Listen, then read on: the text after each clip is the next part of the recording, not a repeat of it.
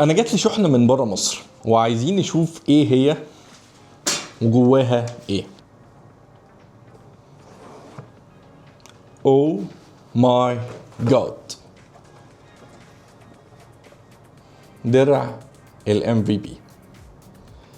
الام في بيز هما ناس مايكروسوفت بتختارهم ان هما يمثلوها ويمثلوا نوع معين من انواع التعليم اللي بيقدموه، وبتبقى حاجه احترافيه جدا جدا جدا او اعلى مستوى الاحترافيه. وما بيدخلوش بسهوله، ما بيكونش بامتحان وما بيكونش اي حاجه، ولكن بيكون بمراجعه المحتوى ومستوى التعليم اللي هم بيقدموه. ودول في العالم كله في برنامج الاكسل ما يكملوش 100 شخص، وفي الوطن العربي كله 2، انا التاني. دي سنة الحصول او مدة الحصول على الام في بي، تتجدد سنويا، تتحط هنا كده. ودي ستيكرز مكتوب عليها ام في بي، وده زي زرار كده مكتوب عليه ام في بي. طبعا ده بفضل الله وكرمه. انا من 5 سنين لا يمكن كنت اتخيل ان انا هيبقى عندي منصه تعليميه، اكبر منصه تعليميه في الوطن العربي لتدريس الاكسل والباور بي اي وتحليل بيانات. عمري ما كنت اتخيل ده لولا فضل ربنا. عمري ما كنت اتخيل ان انا هيبقى عندي اكتر من 40,000 دارس على منصتي التعليميه.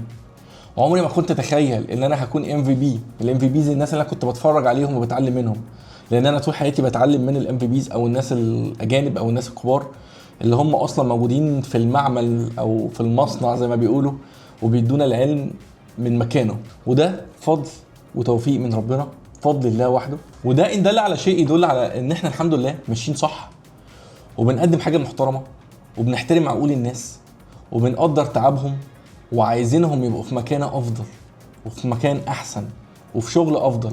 والعلم اللي احنا بنقدمه هو فعلا علم حقيقي مميز عن اي حد بيقدم اي حاجه. فشكرا جدا ليكم، وشكرا على وجودكم معايا، وشكرا على كل اللي اشتركوا على منصتي التعليميه. وان شاء الله هقدم لكم اكتر واكتر واكتر واكتر طول الوقت. كل التحديثات هتبقى معاكم.